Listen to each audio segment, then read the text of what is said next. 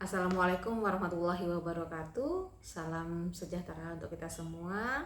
Selamat malam teman-teman mahasiswa Akademi Manajemen Putrajaya yang saya banggakan. Berjumpa lagi dengan saya Epi Anggrahini di mata kuliah Pendidikan Kewarganegaraan. Saat ini kita masuk di sesi 3 sampai 6 gitu. Nanti slide-nya panjenengan semua bisa download di materi kuliah yang linknya sudah dibagikan gitu. Oke, kita langsung saja. Untuk hari ini kita akan belajar tentang atau kita akan membahas tentang implementasi dalam ekonomi dan manajemen perdagangan. Jadi pendidikan kewarganegaraan apabila diimplementasikan dalam ekonomi dan manajemen perdagangan itu seperti apa?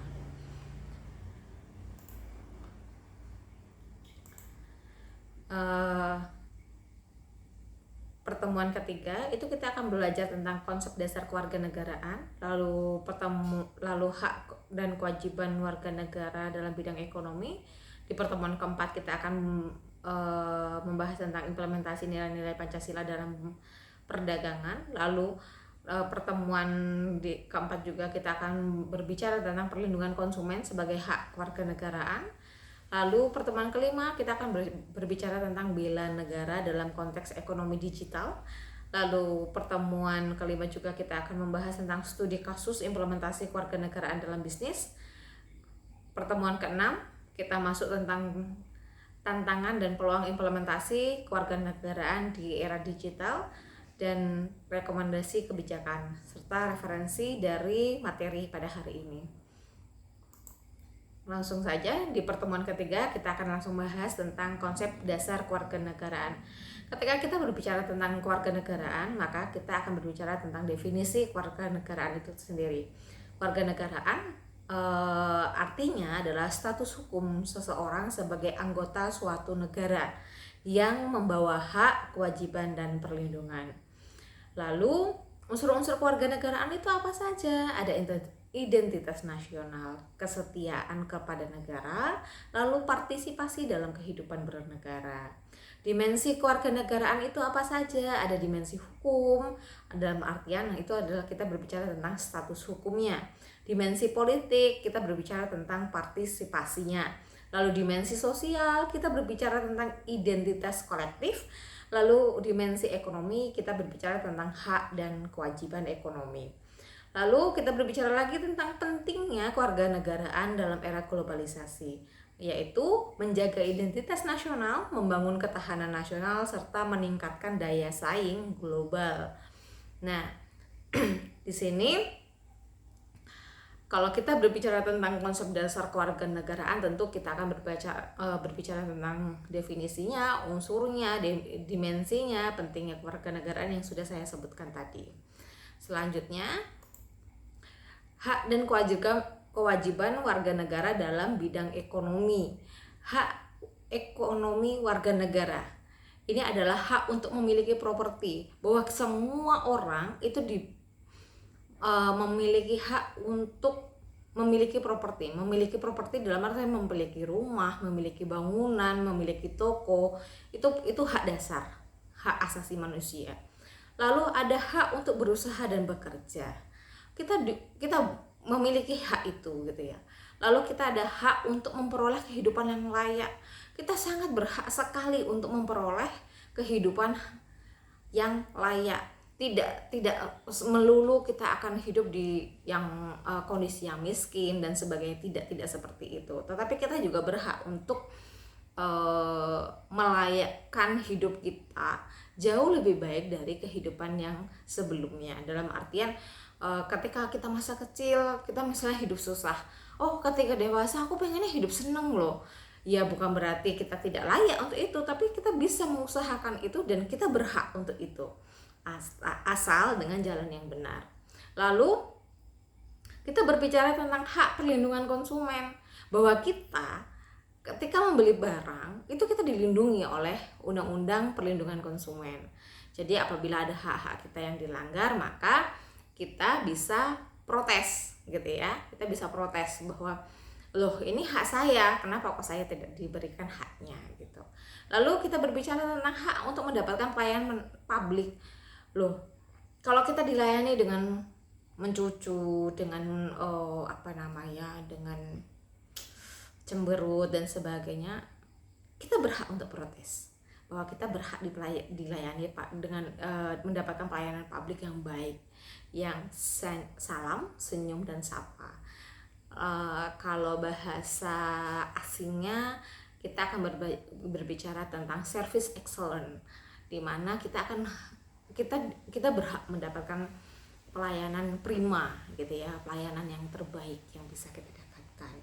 Lalu kita berbicara tentang kewajiban ekonomi warga negara nih. Jadi sebelum kita mendapat haknya, kita harus melakukan sebuah kewajiban. Apa itu kewajibannya? Kita berkewajiban membayar pajak. Kita berkewajiban ikut serta dalam pembangunan ekonomi. Kita berkewajiban menjaga stabilitas ekonomi nasional. Kita berkewajiban menghormati hak ekonomi orang lain. Gitu. Lalu implementasinya dalam manajemen perdagangan apa? Penerapan etika bisnis yang adil. Lalu ada perlindungan hak konsumen, ada kewajiban membayar pajak secara tepat waktu, ada partisipasi dalam pemberdayaan UMKM. Gitu nggih. Lalu kita lanjut, implementasi nilai-nilai Pancasila dalam perdagangan. Ketika kita berbicara sila-sila dalam Pancasila, maka pasti ada maksud dari sila-sila tersebut, dan tujuannya adalah untuk diterapkan di dalam kehidupan sehari-hari. Nah, maka implementasi nilai-nilai Pancasila dalam kehidupan sehari-hari atau dalam perdagangan itu yaitu yang pertama, sila pertama itu ada etika bisnis berlandaskan nilai keagamaan. Lalu ada larangan praktik perdagangan tidak bermoral. Lalu kita berbicara tentang kewajiban membayar zakat. Sila kedua, kita berbicara tentang harga yang adil kepada konsumen. Lalu perlindungan hak konsumen, kesejahteraan karyawan. Lalu sila ketiga, kita berbicara tentang promosi produk dalam negeri. Lalu jaringan distribusi yang merata dan kerjasama antar pelaku usaha. Di sila keempat, kita berbicara tentang partisipasi dalam asosiasi perdagangan. Lalu musyawarah dalam penentu harga. Lalu kemitraan antar pelaku usaha. Dan di sila kelima kita berbicara tentang pemberdayaan UMKM, program kemitraan dalam pedagang kecil. Program kemitraan dengan pedagang kecil. Lalu ada kewajiban membayar pajak secara adil. Dari 5 sila ini apabila diterapkan, dampak positifnya apa? Dampak positifnya akan meningkatkan pertumbuhan ekonomi berkelanjutan. Lalu ada pemerataan kesejahteraan. Lalu ada penguatan ekonomi nasional. Selanjutnya kita berbicara tentang perlindungan konsumen sebagai hak kewarganegaraan. Konsep perlindungan itu apa? Konsep perlindungan konsumen itu yang seperti apa? Yang pertama adalah hak mendapatkan produk atau jasa aman dan berkualitas. Apabila produknya expired, apakah boleh kita berprotes? Boleh. Oh, produknya cacat, boleh nggak? Boleh. Kita protes, kita minta diganti produknya, itu boleh banget gitu. Lalu hak mendapatkan informasi yang jelas dan benar bahwa produk ini digunakan seperti ini, kandungannya ini gitu. Itu boleh banget gitu ya. Lalu hak mendapatkan penggantian jika terjadi kerugian, seperti yang saya sampaikan tadi. Oh, ternyata yang dijual expired, boleh nggak saya dapat produk baru yang tidak expired? Oh, boleh banget, nggak masalah kayak gitu. Lalu kita berbicara tentang dasar hukum. Dasar hukumnya apa sih gitu ya? Undang-Undang Nomor 8 Tahun 1999 tentang perlindungan konsumen. Lalu kita berbicara pada pasal 33 Undang-Undang Dasar 1945. Itu dasar hukumnya. Ketika kita berbicara lagi peran negara di dalamnya, apa sih sebenarnya peran negara itu? Peran negara adalah sebagai regulator. Regulator adalah yang merumuskan peraturan gitu ya. Lalu sebagai fasilitator, memberikan fasilitas gitu. Negara sebagai pemberi fasilitas. Lalu sebagai pengawas, negara juga hadir sebagai pengawas gitu. Lalu tantangan di era digital apa? Ada dark pattern, yaitu manipulasi desain antarmuka. Lalu ada kebocoran data pribadi. Ini banyak sekali terjadi, bahwa ada jual beli data KTP yang jumlahnya itu tidak sedikit gitu. Itu banyak terjadi, jadi harus hati-hati. Lalu ada penipuan daring yang suka telepon dan sebagainya. Bapak Ibu, saya dari kepolisian, anak Anda jatuh dan sebagainya, saudara Anda kecelakaan dan sebagainya, saya minta tolong ditransfer uang sekian juta gitu. Itu harus hati-hati. Lalu ada transaksi lintas batasnya antar negara gitu. Lalu kita berbicara tentang implementasi dalam manajemen perdagangan, transparansi informasi produk. Jadi informasi yang disampaikan itu terkait produk itu sangat transparan sekali. Sistem pengembalian yang jelas, bahwa produk cacat. Ketika produk ini cacat, kita harus memvideo. Setelah di video, nanti kita kirimkan kepada penjual. Ketika penjual menerima, bersedia untuk mengganti, maka produk dikembalikan. Jadi sistemnya jelas gitu di sana. Perlindungan data pelanggan, bahwa data-data pelanggan itu dijamin gitu ya, dilindungi oleh sistem yang ada gitu. Penyelesaian sengketa dengan adil, bahwa ketika terjadi kerugian akan diganti ruginya gitu ya, gitu, seperti itu. Kita lanjutkan. Di pertemuan kelima kita berbicara tentang bela negara dalam konteks ekonomi digital. Bela negara ini apa sih gitu ya? Konsepnya gimana sih? Kita berbicara tentang konsep bela negara secara modern, yaitu adalah transformasi dari pendekatan konvensional militer menjadi kontribusi profesional strategis. Lalu bela negara sebagai upaya mempertahankan kedaulatan bangsa di berbagai bidang gitu. Jadi bela negara itu tidak hanya tentang perang dan sebagainya, tetapi juga kita mempertahankan kedaulatan negara kita dengan budaya, dengan tradisi, dengan bahasa, dengan berperang dengan keilmuan, itu juga bisa gitu ya. Lalu kita berbicara tentang implementasi dalam ekonomi digital. Apa saja? Membangun platform e-commerce nasional, lalu promosi produk dalam negeri di platform digital, perlindungan data nasional. Jelas itu harus dibutuhkan gitu. Kita berbicara tentang peran perilaku bisnis. Etika, yaitu adalah menerapkan etika bisnis berlandaskan Pancasila, mendukung produk dalam negeri, membayar pajak secara tertib. Produk-produk dalam negeri sekarang sangat amat bersaing untuk dijual ekspor ya gitu. Nilai-nilainya kualitasnya oke banget gitu. Jadi jangan malu untuk menggunakan produk-produk dalam negeri. Tidak selamanya produk dalam negeri itu jelek. Bahkan sekarang produk dalam negeri itu berkualitas ekspor, berkualitas yang bisa dijual ke luar negeri. Ingat bahwa produk ekspor itu kualitasnya akan jauh lebih baik daripada produk yang dijual di dalam negeri. Tetapi apakah kita harus membeli produk-produk yang berkualitas ekspor? Ya tidak juga. Banyak pedagang yang belum mampu untuk mengekspor tapi kualitasnya sudah baik. Nah itu yang bisa kita cari gitu ya. Lalu kita berbicara tentang strategi implementasi. Itu apa sih strateginya ya? Yang pertama yaitu kita berbicara tentang manajemen SDM, rekrutmen berbasis karakter nasional. Terus lalu kita berbicara tentang strategi manajemen, yaitu inovasi berbasis kemandirian ekonomi gitu. Lalu kita berbicara tentang tata kelola perusahaan, implementasi good corporate governance. Jadi kita berbicara tentang good corporate governance, tata kelolanya, implementasinya harus diterapkan gitu. Dampak strategisnya apa? Dampak strategisnya adalah penguatan ketahanan ekonomi nasional, lalu ada peningkatan daya saing global, lalu pembangunan ekonomi bisnis yang berkeadilan gitu. Lalu contoh implementasinya apa? Ada platform e-commerce nasional yang mengutamakan produk lokal. Jadi yang dijual ini produk-produk lokal semua gitu ya. Ada juga yang program kemitraan dengan UMKM. Lalu ada juga sistem keamanan yang memenuhi standar nasional. Gitu. Itu contoh implementasinya.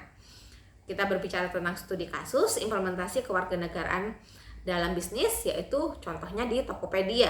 Implementasinya program Tokopedia peduli koperasi dan UMKM. Itu fokusnya pemberdayaan ekonomi digital di daerah terpencil. Hasilnya lebih dari 10 juta UMKM bergabung di platform gitu. Lalu kita beralih ke Alfamart dan Indomart.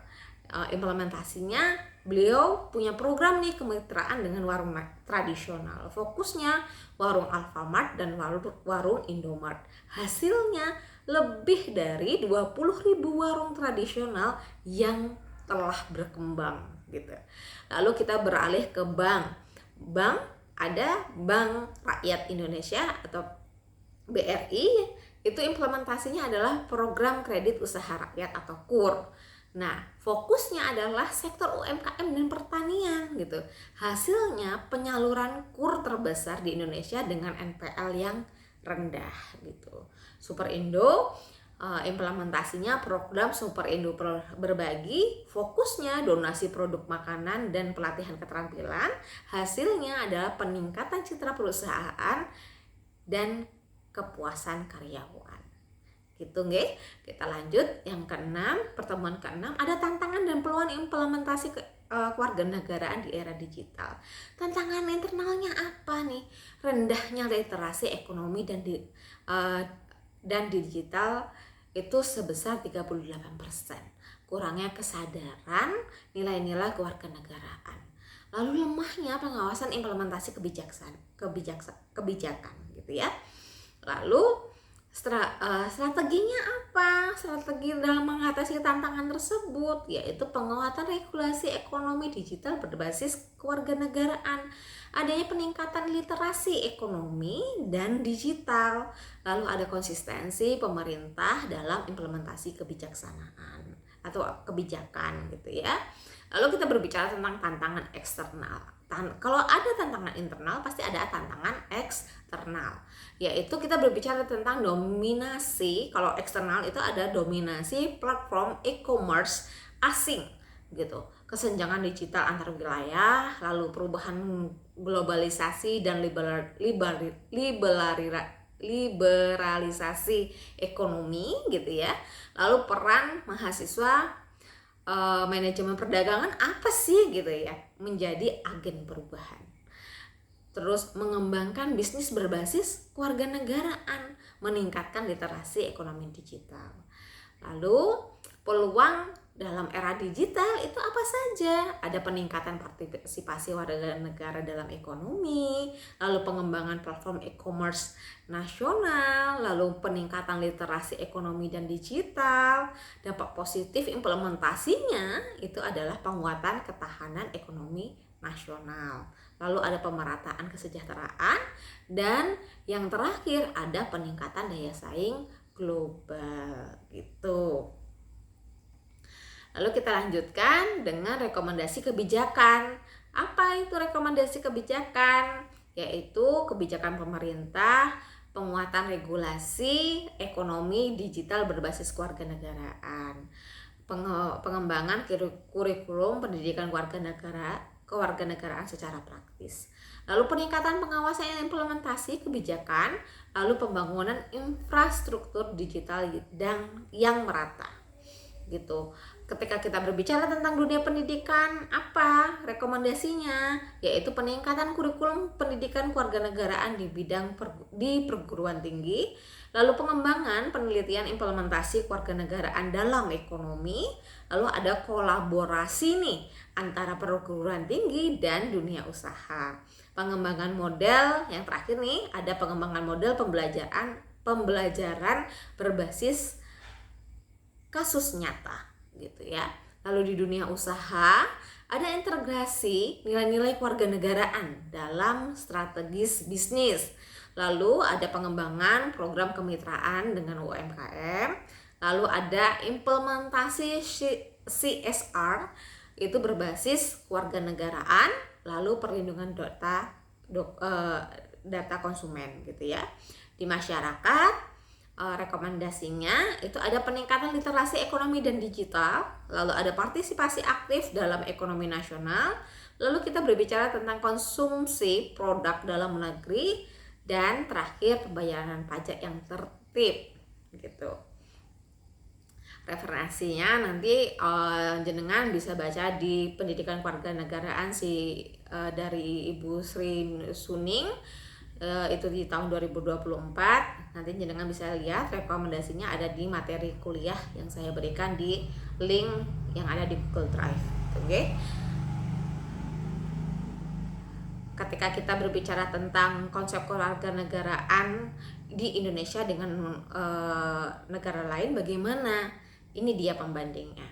Dari aspek filosofis ya, kita berbicara dari aspek dasar filosofisnya. Indonesia itu filosofisnya Pancasila. Kalau kita ambil negara lain seperti Amerika itu liberalisme. Lalu di China itu ada komunisme. Lalu aspek hak dan kewajiban, Indonesia ada seimbang antara hak dan kewajiban. Amerika lebih menekankan hak individu. Lalu di China itu lebih menekankan kewajiban terhadap negara karena komunisme. Lalu kita berbicara tentang aspek peran negara nih. Apa ya peran negara? Yaitu perbandingannya apa dengan negara lain? Yang pertama sebagai pengayom dan pengatur nih. Kalau di Indonesia, kalau di Amerika minimal banget peran negaranya. Kalau di China dominan sekali perannya. Lalu kita berbicara tentang implementasi dalam ekonomi. Di Indonesia, ekonomi itu ekonomi Pancasila. Di Amerika itu kapitalisme. Di China sosialisme. Lalu kita berbicara tentang aspek pendidikan kewarganegaraan. Di Indonesia wajib di semua jenjang pendidikan. Kalau di Amerika itu opsional gitu ya. Kalau di China wajib dengan kurikulum terstandarisasi gitu. Ini perbedaan-perbedaannya gitu. Studi kasus implementasi kewarganegaraan dalam bisnis retail modern. Kalau di pasar tradisional digital ada implementasinya pengembangan platform digital untuk pasar tradisional, lalu kolaborasi pemerintahan swasta dan pedagang pasar. Hasilnya itu ada peningkatan daya saing pasar tradisional dan pemerataan ekonomi digital. Lalu kalau kita berbicara tentang platform, ada Bukalapak, ada Gojek, ada Shopee. Ketika kita berbicara tentang Bukalapak, implementasinya ada program Bukalapak Wirausaha. Di sana fokusnya adalah pelatihan dan pendampingan UMKM. Hasilnya peningkatan kapasitas UMKM dan akses pasar yang lebih luas. Di Gojek dan Grab, implementasinya adalah program pemberdayaan mitra driver. Nah, fokusnya pelatihan keterampilan nih dan bantuan modal. Hasilnya peningkatan kesejahteraan mitra driver dan kontribusi ekonomi nasional gitu. Kalau di Shopee, implementasinya program Shopee Barokah. Fokusnya donasi produk ke panti asuhan dan yayasan sosial. Hasilnya peningkatan citra perusahaan dan kontribusi sosial gitu. Tantangan spesifik implementasi kewarganegaraan dalam pandangan elektronik nih. Hak konsumen, kita berbicara tentang penipuan online dalam transaksi, konten tidak sesuai dengan nilai kewarganegaraan, transaksi yang tidak transparan. Lalu kita berbicara tentang kewajiban pelaku usaha, ada eksploitasi pekerja di gudang dan logistik, perlindungan data pribadi konsumen, kesejahteraan kurir dari driver ojek online. Lalu keadilan sosialnya apa nih? Dominasi platform e-commerce asing, lalu persaingan tidak sehat antar platform, kurangnya promosi produk dalam negeri gitu ya. Lalu persatuannya apa? Ada kesenjangan digital antar wilayah, kurangnya integrasi antar pelaku usaha, kurangnya jaringan distribusi yang merata. Lalu ketika kita berbicara tentang ketuhanan, ini kontennya tidak sesuai dengan nilai-nilai agama, praktik bisnis yang tidak bermoral, kurangnya kepedulian sosial. Solusi yang diperlukan itu apa? Yaitu regulasi e-commerce berbasis kewarganegaraan, peningkatan literasi digital, dan pemberdayaan UMKM gitu.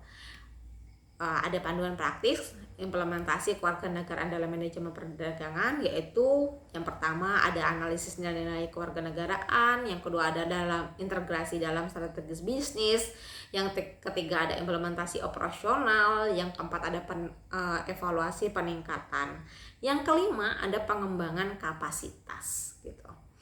Itu nanti masing-masingnya bisa dengan baca. Lalu peran mahasiswa apa nih dalam implementasi kewarganegaraan di era digital? Yang pertama, sebagai agen perubahan, menjadi teladan dalam implementasi nilai-nilai kewarganegaraan, mengedukasi masyarakat tentang kewarganegaraan digital itu gimana ya gitu ya. Lalu mengadvokasi kebijakan berpihak kepada kepentingan nasional. Pelaku ekonomi digital, pengembangan bisnis berbasis nilai-nilai kewarganegaraan. Lalu kita berbicara tentang mendukung produk dalam negeri, membayar pajak secara tertib. Lalu konsumen yang menjadi konsumen yang cerdas, memilih produk sesuai nilai-nilai kewarganegaraan, pelindungan data pribadi pada data pribadi, lalu memberikan feedback konstruktif kepada pelaku usaha. Peneliti, sebagai peneliti kita bisa mengembangkan penelitian tentang implementasi kewarganegaraan, lalu memberikan rekomendasi kebijakan berbasis ekonomi empiris, lalu menganalisis dampak ekonomi digital terhadap masyarakat. Mahasiswa juga bisa menjadi seorang kolaborator gitu ya, membangun jaringan antar mahasiswa dan untuk implementasi kewarganegaraan gitu, lalu berkolaborasi nih dengan pemerintah dan dunia usaha gitu, mengembangkan program pemberdayaan masyarakat. Dampak positifnya nih yang ditimbulkan adalah penguatan ketahanan ekonomi nasional, lalu pemerataan kesejahteraan, pembangunan bangsa yang berdaulat dan bermanfaat gitu. Kesimpulannya dari materi kali ini adalah poin-poin pentingnya adalah di implementasi kewarganegaraan. Yang pertama, kewarganegaraan adalah status hukum yang membawa hak, kewajiban, dan perlindungan. Ketika kita berbicara tentang hak, maka kita harus melaksanakan sebuah kewajiban dulu baru kita bisa mendapatkan hak. Tidak ada orang yang melakukan hak dulu baru mendapatkan haknya dulu baru bisa melakukan kewajiban. Hak itu akan didapatkan ketika kita sudah melakukan sebuah kewajiban, baru kita akan mendapatkan hak gitu ya. Lalu perlindungan itu bagian dari hak. Lalu ada hak dan kewajiban ekonomi warga negara harus seimbang untuk menciptakan keadilan sosial. Ini jangan sampai ada tumpang tindih, jangan sampai ada kesenjangan sosial gitu. Lalu kita berbicara tentang bela negara dalam ekonomi digital, platform e-commerce nasional dan didukung oleh produk dalam negeri seperti Bukalapak gitu ya. Itu kan produknya dalam negeri itu gitu. Kalau Gojek sekarang sudah diambil alih oleh orang luar gitu. Lalu implementasi nilai-nilai kewarganegaraan dalam ekonomi dan pandangan dan perdagangan penting untuk membangun bangsa yang berdaulat dan bermartabat. Implementasi, jadi nilai-nilai dari kewarganegaraan di dalam perdagangan ketika kita mengimplementasikan itu akan memberikan dampak bahwa